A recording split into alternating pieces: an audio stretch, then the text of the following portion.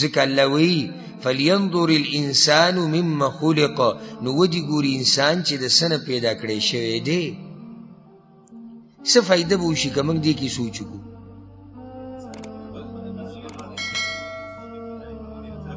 بارک الله فیک.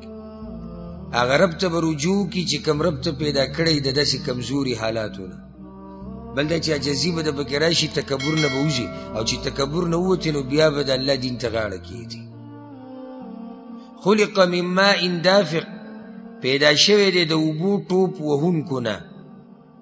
یخرج من بین الصلب والترائب، چې روزي د منځ د شا او د سینې د اډوکو نه. الترائب اډوکي، هغه اډوکي چې د سینې طرف ته کم دي. نو شا ملا د نارینه تی مراد دی.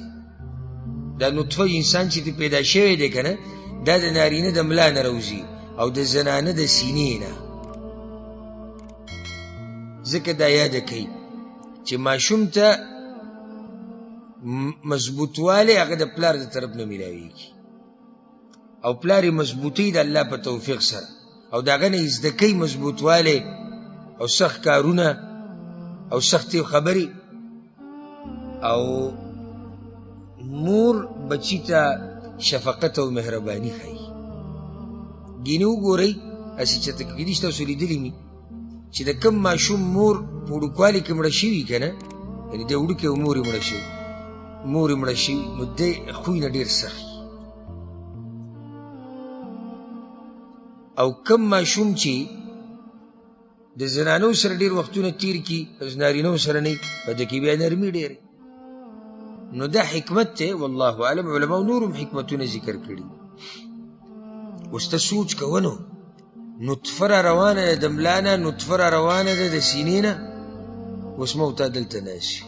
دې ته چې ته سوچ کړی؟ دا بس خبرې ډېر ژور سوچ غواړي. لکه موږ هسې سرسري ووایو، او چې سړی لږ ځان له کینې او سوچ به کوي چې دا اوس چې ما او تا ناست یو، نو یو ورځ دقه شان د نطفې یو ځای شوي وي، بیا ترې ما او تا پیدا شي. ها، او هغه نطفه چې د چا وه، اوس دا بله د سوچ واله، هغه نطفه چې د چا وه، په هغو کې اوس بس په خاورو کې پراته دي. دغه زموږ قصه ده.